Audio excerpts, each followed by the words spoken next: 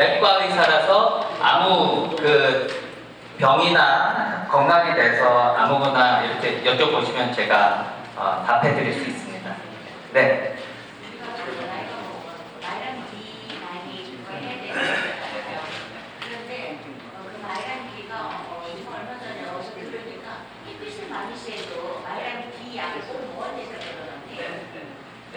일단은 바이타민 D가 아까 전에 그랬잖아요. 종합 비타민 하나 잡수시면 된다고. 종합 비타민에 D가 있어요. 근데 가끔씩 조금 피 검사하면 모자라신 분들이 계세요. 특히나 어머니들은 바이타민 D와 칼슘이 꼭 필요해요. 왜냐면은 어머니들은 골다공증이 생겨요. 여성이라는 이유로 그냥 골다공증이 많이 생기는데 종합 비타민과 기본적으로 칼슘과 비타민 D를 따로 또 잡수시는 게 좋아요. 그 비타민 D와 칼슘 잡수시고요. 골다공증을 위해서. 비타민 D는 햇빛을 받으면 몸에서 생성을 하긴 해요. 근데 그렇다고 그러면 그 선텐 하냐? 그러면 이제 또 이제 주근깨도 더 생기고 피부 미용 관리하시는 어머니들 너무 이렇게 나갈 수가 없잖아요. 그렇죠? 그래서 햇빛 쏘는 것도 좋지만은 그러면서 비타민 D도 생기지만은 특히 어머니들은 골다공증 있으신 분들은 비타민 D도 따로 잡수시는 게 좋습니다. 네. 본 덴시티하고 네. 골다공증하고 본 덴시티라고 그러니까 영어인데 이 뼈가 얼마나 단단하냐 안 하냐 덱사라고 하는데 그걸로 엑스레이처럼 뼈를 찍는 거예요. 그게 본 덴시티고 본 덴시티가 약하면은 골다공증이라는 병을 진단을 받는 거죠. 골다공증은 이 뼈가 이 안이 약해져요. 비어가요. 이 안이. 이 뼈 안이 딱딱해야지 안 부러질 거잖아요. 그렇죠? 근데 어머니들은 하루 연세 드시면서 이 뼈가 약해져가지고 살짝만 넘어져도 이제 뼈가 부러지는 거죠. 그전에는 타박상 입을 거, 이제는 뼈가 부러지는 거예요. 그걸 방지하기 위해서 칼슘과 비타민 D를 섭취하고 골다공증이 있으면 골다공증 약을 잡수시라는 건데 또 하나, 아까 전에 3가지 최고의 약이 있다고 했잖아요. 최고의 의사인 예수님, 그리고 취미생활, 그리고 운동이라고 했잖아요. 운동을 하시면은 뼈도 건강해져요. 이렇게 금방 약해질 거 제일 좋은 약 중에 하나가 운동을 하면 뼈가 단단해집니다. 그래서 골다공증도 예방이 됩니다. 네. 최근에 그 덱사. 네. 그거 검사를 했는데 네. 2.5가 나왔는데 네. 그게 완전히 네. 네. 그거는 조금 테크니컬해서 2.5부터 그런데 그때부터 그 골다공증이라고 할 수 있어요. 그래서 어머니들은 꼭 보통 1년에 한 번 정도 찍어요.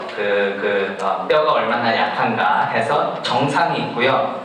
그 골다공증 끼가 있다 해요. 영어로 오스티오피니아라고 좀 약해져 있다고 골다공증 이렇게 되는데 딱 거기 컷 라인이네요. 2.5. 근데 그 수치가 0 그룹이 있고 우리 나이에 그런 네, 그게 있는데 그 깊숙이 들어가는 거는 일단 그 주치 선생님과 한 분 한 분 다 다르기 때문에 그 수치는 해서 주치 선생님이 골다공증이 있습니다. 약 잡수시는 게 좋을 것 같아요. 그렇게 딱 진단이 나오면은 잡수시는 거를 권장합니다. 다른 것보다 제일 또 무서워하시는 것 중에 하나가 넘어지시면서 여기 뼈 부러지는 거잖아요. 그러면은 정말 너무나 낭패죠, 그렇죠? 그랬을 적에 살짝 넘어져도 뼈가 튼튼하면은 그렇게 부러지지 않기 때문에 골다공증이 있으신 분들은 약을 잡수시는 거를 권장합니다.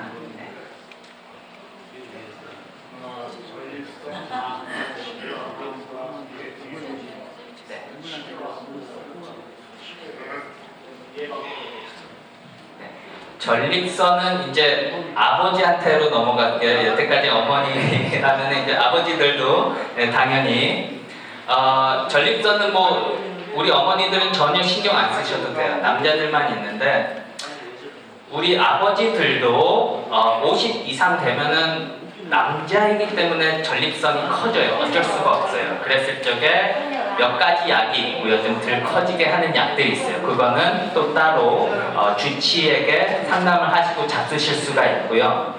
그리고 1년에 한 번씩 꼭 그 전립선 PSA라고 그거를 체크를 해서 치수가 너무 높아지면은 초음파도 하고 전문의도 보면서 암이 있는지 없는지 확인을 해요. 예를 들어서 우리 어머니들도 유방암 때문에 이제 마모그램이라고 1년에 한 번씩 하듯이 아버지들도 그 남자이기 때문에 그 피검사를 해서 쉽게 알아볼 수 있고 좀 많이 높다 하면은 암이 없는 거를 확인차 이제 내과 의사를 통해서 전문의 가서 볼 수도 있습니다. 네.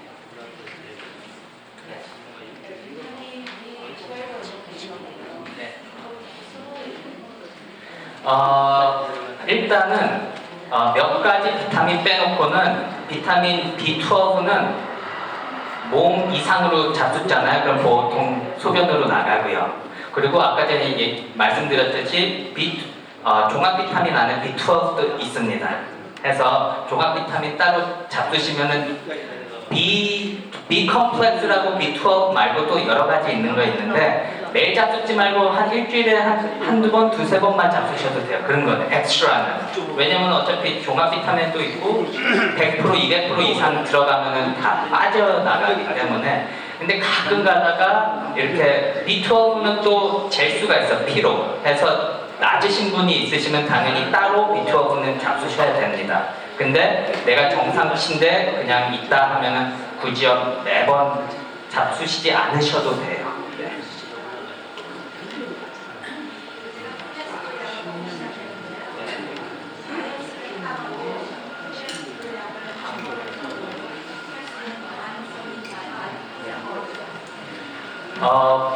가장 많이 질문하는 것 중에 하나예요. 혈압, 당뇨, 콜레스테롤 다 똑같거든요. 그래서 이제 내가 운동을 하고 살을 빼고 뭐 식이요법을 해서 떨어뜨리는 약을 만들 수가 있나 그런 질문들을 많이 하시는데 거의 불가능해요.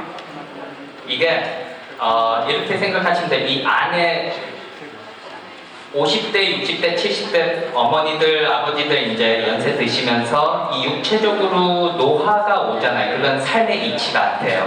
이 몸에서도 그거를 소화를 잘 못 시켜요. 그래서 당도 올라가시는 분들은 일단 당뇨 생기고 일단 콜레스테롤 생기고 고혈압 생기면은 웬만해서는 약을 끊지는 못해요. 하지만 운동과 식이요법을 해서 그 진행되는 그거를 늦출 수가 있어요. 그래서 약을 두세 개 먹는 거 한 개만 먹고 컨트롤 시키고 그럴 수가 있고 이거를 잡수시는 게 참 중요한 거 이제 말씀드렸듯이 제일 무서운 심장마비, 뇌졸중이 걸릴 수도 있고 크게 안 걸려도 조그맣게 나도 모르는 사이에 조그만 핏줄이 막히다 보면은 조금씩 내가 죽어가거든요. 그러다 보면 치매도 오니까는 그 약들, 세 가지 약들, 당뇨, 혈압, 콜레스테롤은 치수가 내가 열심히 노력해서 좀 떨어뜨리면은 다행이지만은 만약에 그 정기적으로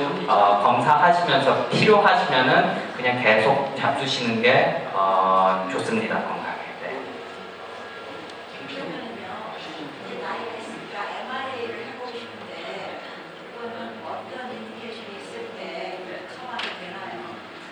네. 일단은 좀 심플한 퀘션은 아니에요. 그거는 여러 가지 그게 있는데 내과 선생님과 이제 상담을 하셔야 되고 또 보험이 좋은 게 있으시면 웬만해서 다 할 수 있고요. 근데 심tom이 없으면 할 필요는 사실 없어요. 따로는 할 필요는 없어요. 네. 그렇죠. 네.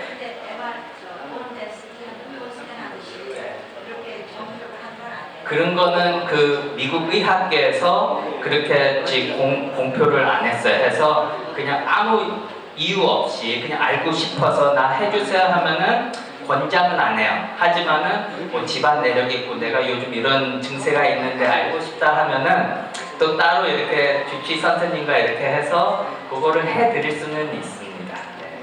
네. 저 신장병에 대해서요. 네. 그 신장 카타스럽게 보는데 굉장히 공용하는 경우는 그렇죠. 그런데 거기에 전조 증상이나 네. 그 서리고 네. 심장병 하면은 제가 말씀드린 그 세 가지 병으로 또 나눠요. 혈압, 당뇨, 콜레스테롤. 이 세 개가 왜 무섭냐면요.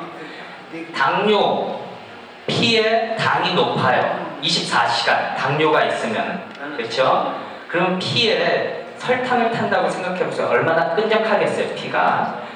콜레스테롤이 높다. 그러면은 피에 기름기가 많다는 거예요. 얼마나 더 끈적하겠어요. 걷다가 혈압까지 높으면은 그 피가 24시간 주 7일 계속 우리 피에 이렇게 돌다 보면은 핏줄을 막아요. 그래서 그게 100%딱 막히는 순간 심장에서 100% 막힌다 하면 심장마비가 걸리는 거고 뇌에서 한다는 뇌졸중이. 그래서 이 세 가지 병이 그래서 무섭다는 거예요. 했었을 적에 어떻게 방지를 할 수 있냐 그런 거를 여쭤보시는 것 같은데 할 수 있는 거잖아요. 우리가 방지는 그게 뭐냐면은 다시 한번 혈압, 당뇨, 콜레스테롤 약을 주치의가 권장을 하시면 잡수시는 게 좋아요. 그 약 안 잡수셔도 되면은 얼마나 좋아요. 당연히 안 먹죠. 근데 필요하시면은 심장마비와 뇌졸중을 방지하기 위해서 그 약들을 잡수셔서 치수를 정상치로 하셔야 됩니다. 그런데요, 저 신장 했는데 정신적인 스트레스가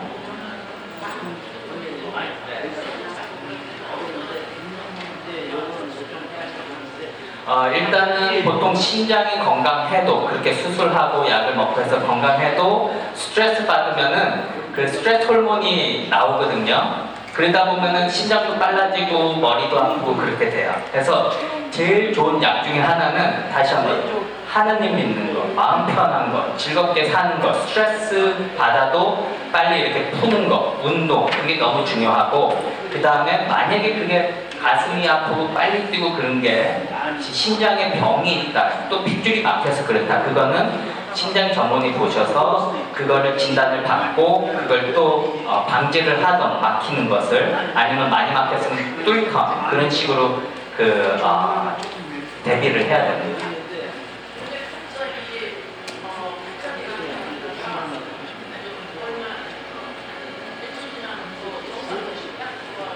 그거는 심장병은 아닌 것 같아요. 네, 만약에 자꾸만 그러면 일단 심장 전문의 가서 보셔서 심장병이 아닌 것은 확인은 해야 됩니다.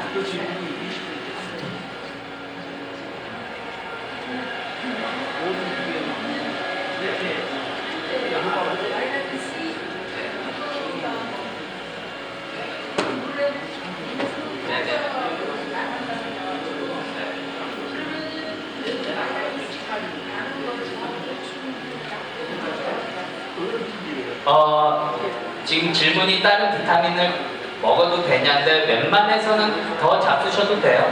네. 네.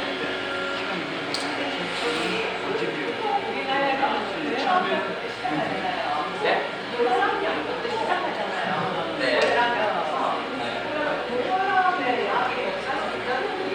네.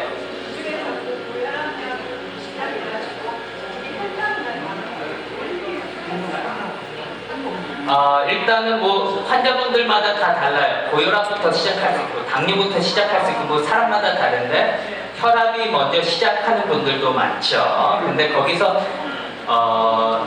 당을 살짝 높이는 약들이 몇 가지 있어요. 고혈압 중에서. 근데 의사들이 하는 말이 당뇨 없었던 사람을 당뇨 있게 만들던 당뇨 있는 사람이 당을 더 높게 만들던 그런 만큼 이렇게 올리지는 않아요. 그래서 그거는 걱정 안 하셔도 될 거예요. 네. 네.